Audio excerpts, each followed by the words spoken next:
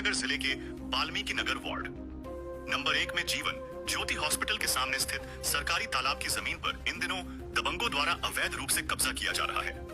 यह भूमि राजस्व अभिलेखों में तालाब के नाम से दर्ज है। इसके बावजूद स्थानीय प्रशासन की चुप्पी ने कई सवाल खड़े कर दिए हैं।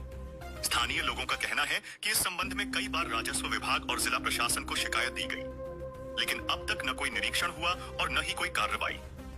नतीजा यह हुआ कि दबंगों के हौसले बुलंद हैं और तालाब का अस्तित्व ही संकट में पड़ गया है।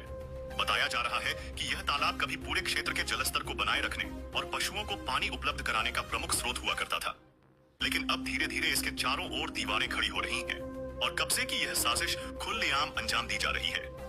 स्थानीय लोगों ने जिलाधिकारी से तत्काल हस्तक्षेप की मांग करते हुए अवैध निर्माण को ध्वस्त करने और संबंधित लोगों पर भारतीय दंड संहिता की धाराओं के तहत सख्त कार्रवाई की मांग की है।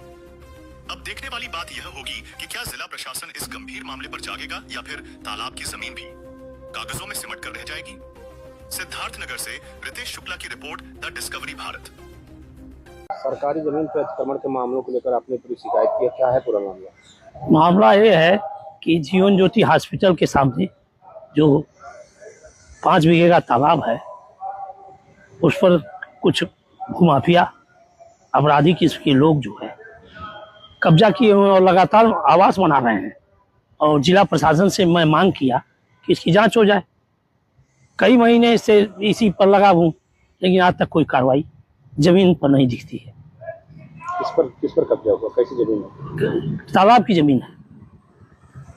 तालाब की सरकार कहती है कि तालाब की जमीन जो कब्जा की है उनको खाली कराया जाएगा, और जिलाधिकारी महोदय भी यही कहते हैं, कमिश्नर महोदय भी यही कहते हैं।